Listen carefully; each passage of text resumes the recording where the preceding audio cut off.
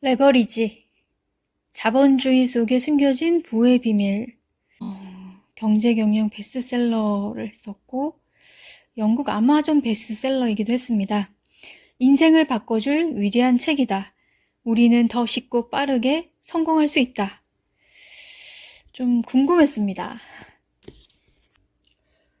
작가는 론 무어. 영국에서 가장 빠르게 성장한 30대 초반의 백만장자. 예, 부동산을 500채 이상 소유했다고요. 굉장하네요. 6권의 베스트셀러를 썼다고 하고요. 사업을 몇 차례 시도했으나 실패한 이력이 있네요. 사례를 보면 책을 시작하며 그리고 1장 부의 지렛대를 만드는 힘, 최소 노력의 법칙, 2장 유예된 자유, 적게 일할수록 부자가 되는 생산성의 비밀. 이거 좋습니다. 네, 3장 부의 격차를 줄이는 가장 빠른 방법, 4장 당신만의 사단을 구축하라. 책을 마치며 까지 나오는데요. 또 추천도서도 나와 있는 책이고 해서 한번 좀 열심히 읽어보려고 합니다. 자본주의를 내 편으로 만드는 기술. 타인의 시간과 재능과 노력을 돈으로 바꿔라. 레버리지. 구성은 먼저 1장 레버리지, 부의 지렛대를 만드는 힘. 2장 새로운 부의 공식, 젊고 게으른 백만장자들. 3장 부의 진입로, 당신의 경제적 운명을 바꿀 새로운 기회. 4장 후천적 부자의 탄생, 타인의 가치를 돈으로 바꾸는 방법. 파이어족이라는 말이 한때 유명해지면서 비교적 젊은 나이에 은퇴를 하고 경제적 자유를 갖는다는 것에 동경을 하면서 또 그렇게 살고 있다는 사람들이 SNS에 본인을 알리는 모습을 종종 보았습니다. 진정한 파이어족이라면 그런 활동으로 굳이 돈벌이를 하지 않고 가진 것을 그저 즐기고 있어야 하지 않을까 생각도 했습니다. 누군가는 누리기만 하는 삶이 진정 행복한 것인가 반문을 합니다. 평생 일하면서 사는 게 더 활력을 준다고도 합니다.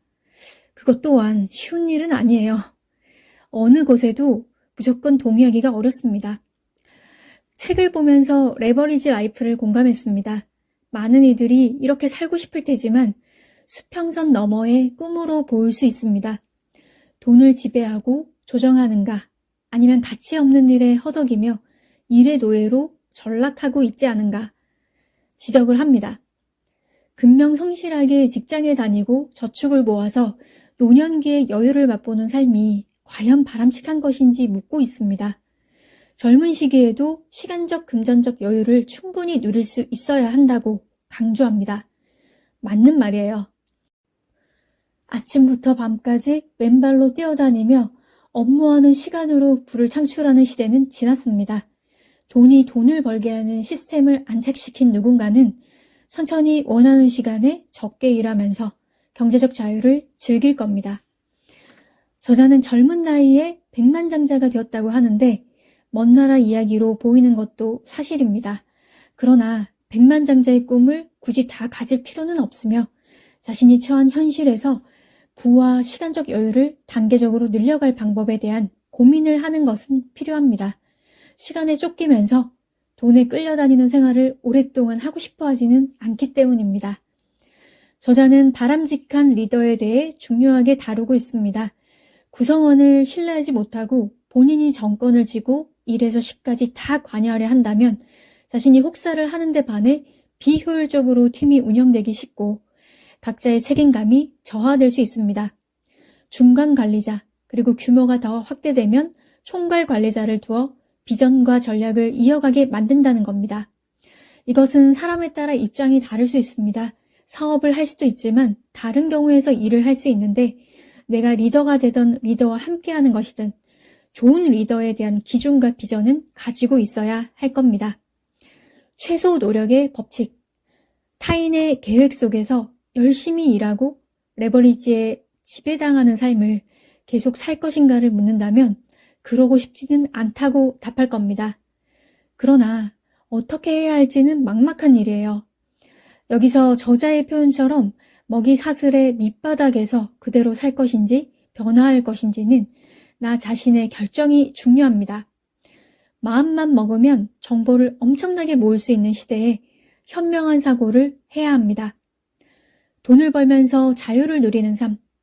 누구나 원하지만 무작정 이것을 쫓다가 순식간에 빚더미를 안기도 합니다. 어중간하게 남의 말을 듣고 따라가거나 여기저기 조금씩 얇게 하는 지식들은 별 도움이 되지 않습니다.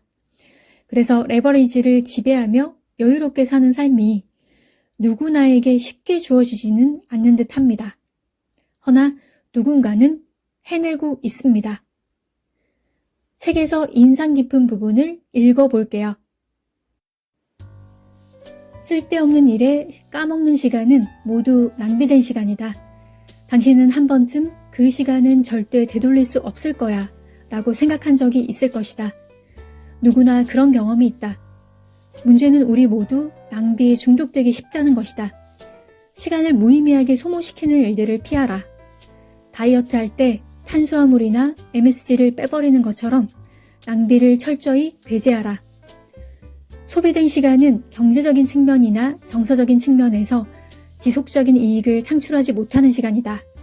시급으로 일하는 것, 기계적인 업무를 수행하는 것, 시간을 돈과 교환하는 것이 소비된 시간이다. 당신은 잃어버린 그 시간을 절대로 되돌릴 수 없다. 소비된 시간으로는 지속적인 가치나 이익을 얻을 수 없다. 성공하지 못하는 사람들은 대부분의 시간을 소비해버린다. 시간 대비 낮은 급여를 받는 것도 시간을 소비하는 것이지만 급여가 높아도 타인에 의해 부과되고 당신에게 별 가치가 없는 일에 시간을 소비했다면 의미가 없기는 마찬가지다. 투자된 시간은 업무가 완료된 이후에도 오랫동안 수익을 올리거나 레버리지 효과를 제공하는 시간이다. 지속적이고 반복적인 이익을 창출한다. 당신에게 더 좋은 결과를 가져다주는 새로운 지식은 남은 삶을 레버리지 할 수 있게 만든다. 즉시 이익을 가져다 주지는 않지만 오랫동안 소득을 발생시키며 미래의 이익을 보장해주는 투자이기 때문에 비즈니스에서 가장 높은 가치를 갖는다. 아웃소싱, 네트워킹, 트레이닝, 시스템, 멘토 모두 투자된 시간이다. 세 가지 영역 중에서 어느 영역에 시간을 사용하고 있는지 점검해보라. 시간을 낭비하지 말고 더 적게 소비하고 더 많이 투자하라. 지속적인 소득은 투자된 시간에서 발생한다. 배당금은 투자된 시간에서 발생하고 급여는 소비된 시간에서 발생한다. 시간을 투자해서 얻을 수 있는 수익 모델이 있다면 당장은 소득이 없어도 견뎌라. 곧 돈이 당신을 위해 일할 테니까. 항상 당신의 시간을 평가하고 모니터링하라. 엄격하게 시간을 투자하라. 중요한 것은 당신이 얼마나 많이 일하는가가 아니라 세상이 당신의 비전을 위해 얼마나 많이 일하는가이다. 당신이 사랑하는 일, 미래를 구축하는 일, 돈을 벌어다 주는 일을 할 시간을 더 많이 확보하라. 좋아하지 않는 일 중 대부분은 당신에게 있어서 최선의 가치가 아니다. 사랑하고 원하고 돈을 벌어다 주는 일을 하고 나머지는 위임하거나 레버리지 해야 한다. 싫어하는 일은 아웃소싱하거나 쓰레기통에 버려라. 이것은 남에게 당신의 책임을 미루는 것이 아니다. 당신의 업무를 수행하는 사람은 아마도 당신보다 그 일을 더 좋아하고 더 잘할 것이다. 일감을 기여하고 자유를 얻어라. 네, 여기까지입니다. 나와는 전혀 다른 하루하루를 살아가는 사람들을 책에서 만나는 것은 괜찮은 경험입니다. 저자의 생각을 공감할 때 무척 기분이 좋습니다.